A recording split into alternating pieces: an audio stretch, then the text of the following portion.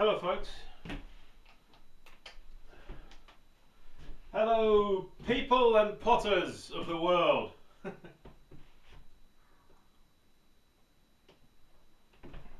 Or as my big brother says, potters of the world ignite.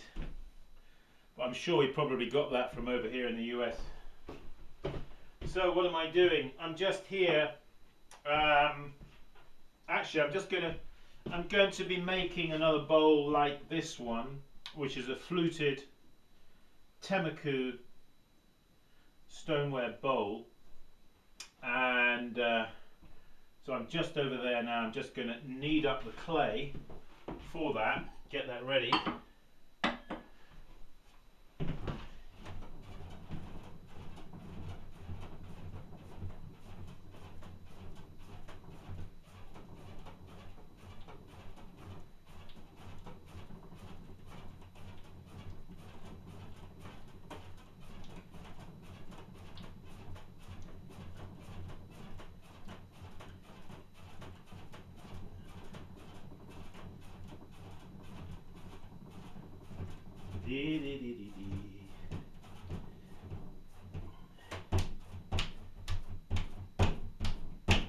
There we are. We've got here about 4 pounds of clay. So, how are you all doing out there? Have you been practicing? Have you had a good week? Actually, I've been out here in the studio pretty much every day of late. As I told you, I'm working towards an exhibition. So I've got to, I've been making tea bowls and I'll show you a couple of other things I've been doing over here just to keep you updated. These, you saw me making these, do you remember? And these are now finished. As far as the making is concerned. So little lidded caddies, little flecked decoration here on that one. Another one here. This is a downward. I'll turn that fire off. A downward. I'll tell you how I do that. I use one of these. So when it's leather hard, I just get this and I just literally rake it down the side like this. So it gives these sort of fluted, not exactly fluted, but these lines. And then I wasn't quite sure what to do on the top, so I did that decoration on the top there using this. So that was that. And then this is fluted.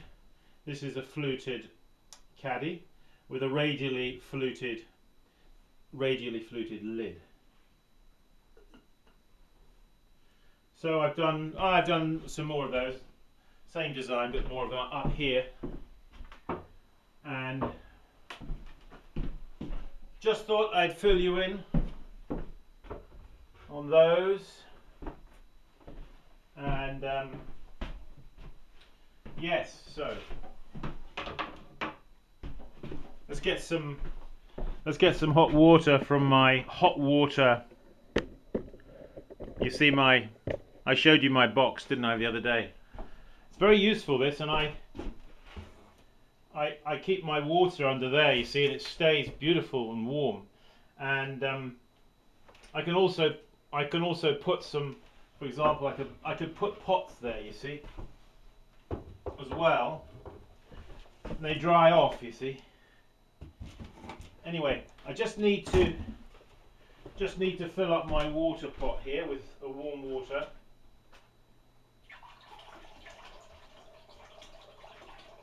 Like that.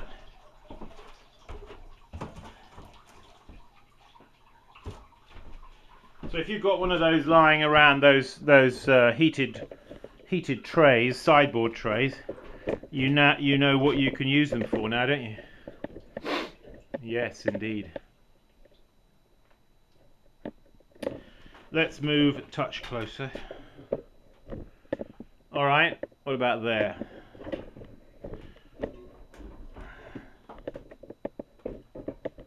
Yeah. Okay.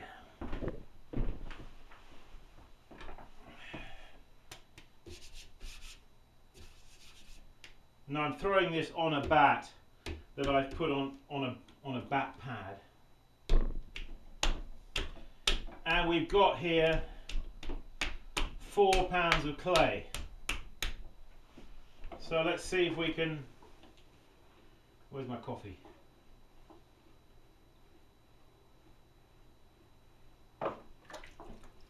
Let's see if we can reproduce that bowl.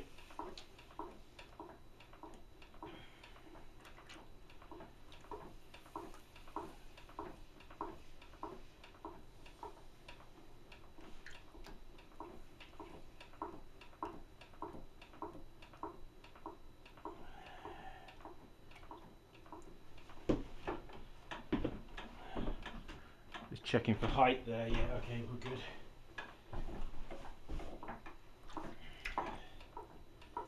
Yeah.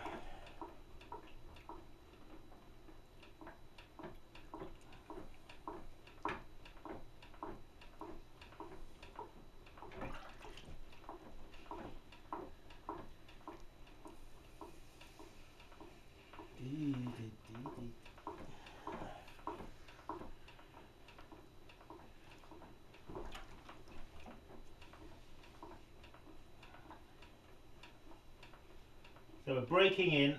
We want to leave enough depth in the base.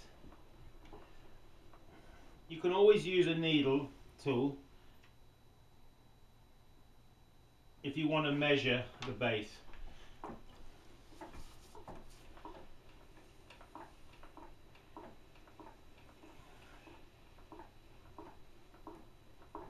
Widening. Using my inside hand to push out against my outside hand, but my outside hand is against the side here, like that.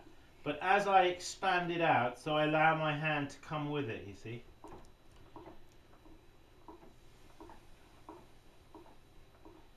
So, lifting against the side of my hand like this, you see. Okay, now we don't want to let it get too thin on the rim, because remember, you see, when you make a pot, you've got a certain amount of thickness here, haven't we? And at the moment we've got fairly thick. But you see, we've got to expand it out. So as you expand it, the clay gets thinner and thinner and less, doesn't it? In the wall. So you want to think about that.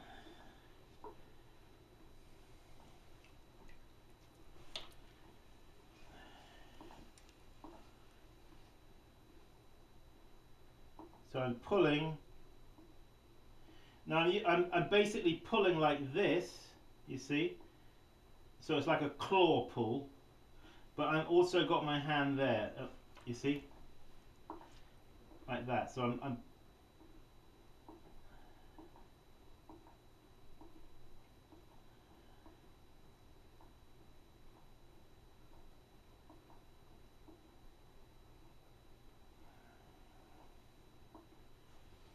Alright, so far so good.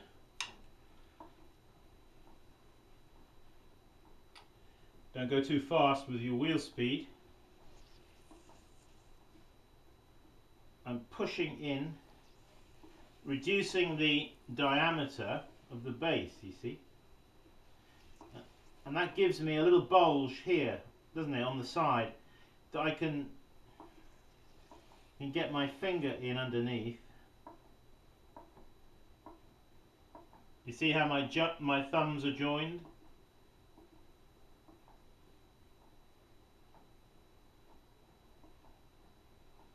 Now I'm coming in at the top, you see.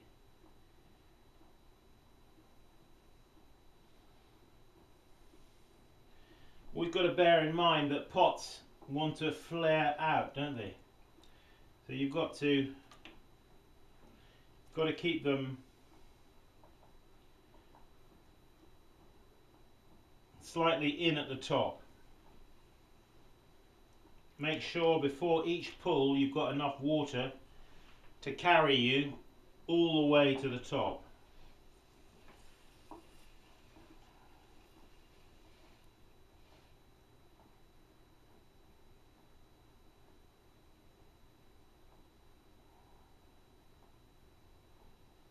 Pulling and widening.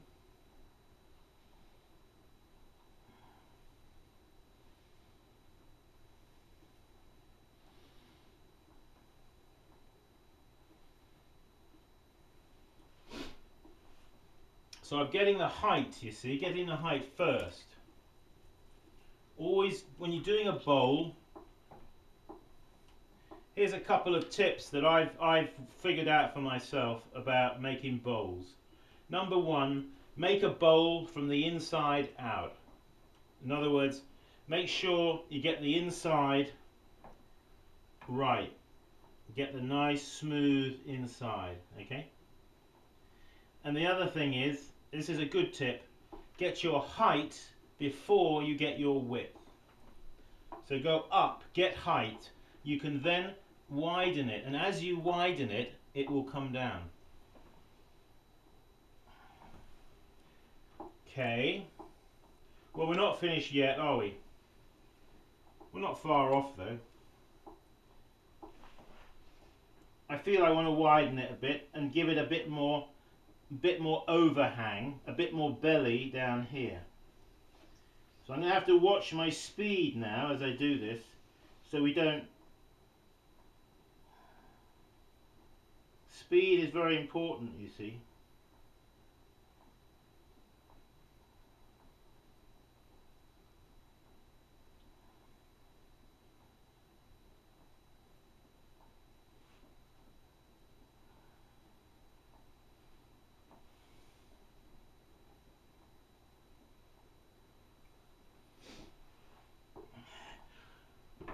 Just a sudden acceleration now could throw this whole pot out of center and off.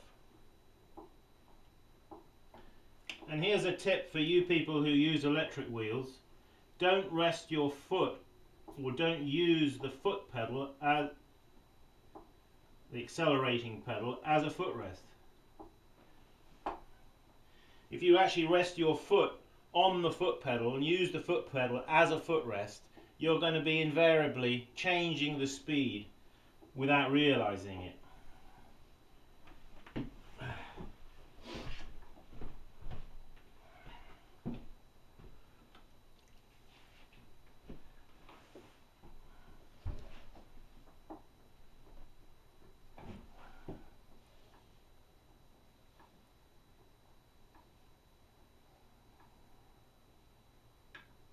See, with this kind of kick wheel, I can actually just give it a few turns like that and get off the wheel, and I can actually be working standing up if I want to be. Just to do some fine tuning, you know. Sometimes you have to get off the wheel, you know. La la la la la.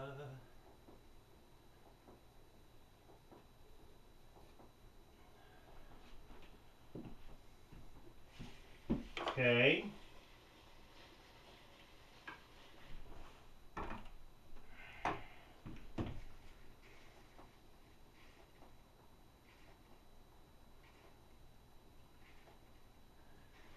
Just getting the inside as I want it.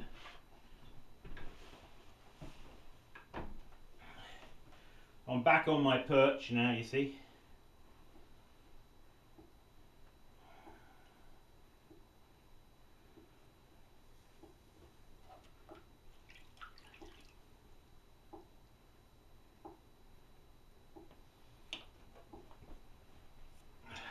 How's it looking? You see, this is a very curvaceous bowl, isn't it? I like these kind of bowls. But we're going to have to trim this bowl afterwards, you see.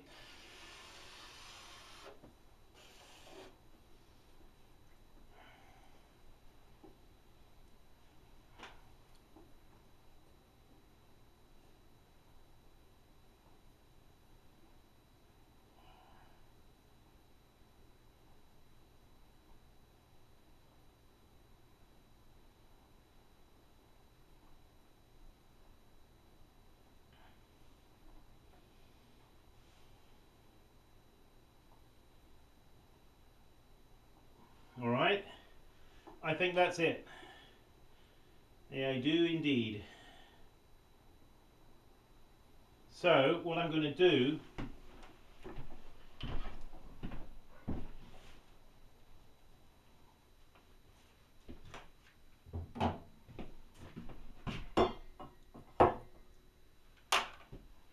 is have another drink of my coffee.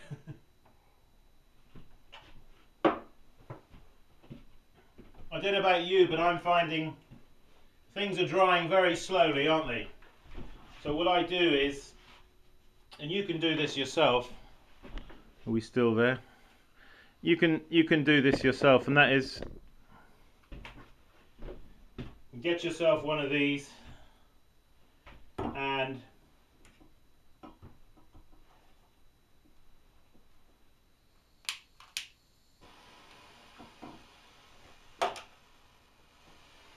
in these winter months when things are very slow to dry, just give your pots a head start in drying.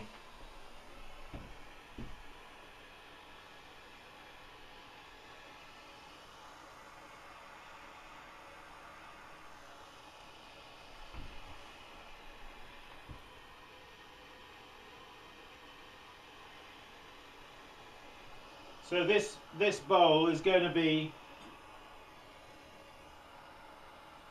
not exactly the same, but in the same vein, you could say, similar. And we could do some fluting on it, like that, diagonal fluting.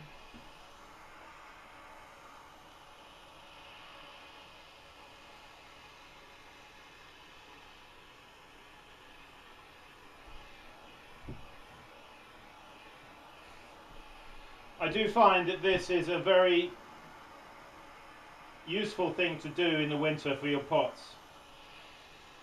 You'll find that if you do this, your production, you'll get more done. You'll get things through the studio a lot quicker.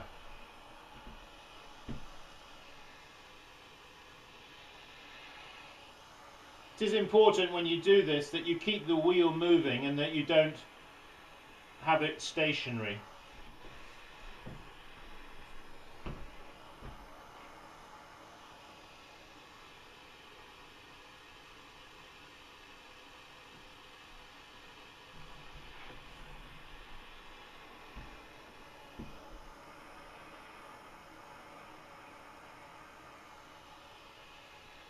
Now I'm not doing this because I have to lift the pot off the wheel, because in this case I've made the pot on a wooden bat.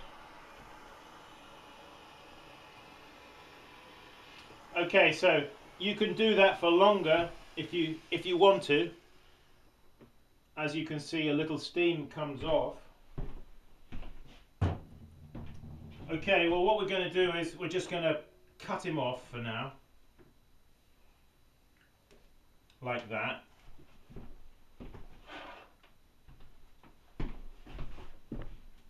I've got this T-bar here which I use for taking the wheel head off, but it also works quite well here for getting the, and there he is, our bowl. Okay folks, well,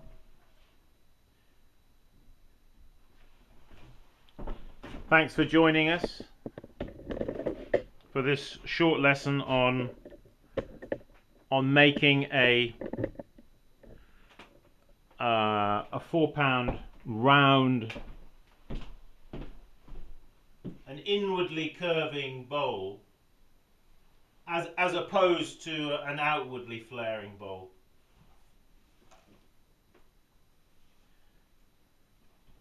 Please go to my website simonleachpottery.com, and as you'll see that we have an auction there for a tea bowl. We have a continual auction, so go there, and if you like the tea bowl, please bid on it. I'd also like to thank all those people that have made me donations, and There is opportunity there if you feel that my video clips have helped you in some way over the years, and if you feel you'd like to make a donation, that's very welcome. And if you go to my website, to my video clips, YouTube clips, you'll see that there is a donate button there, and all donations are very welcome.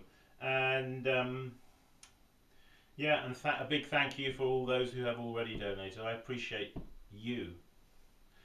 And so, nothing more to be said other than let's all keep practicing. Bye bye, see you.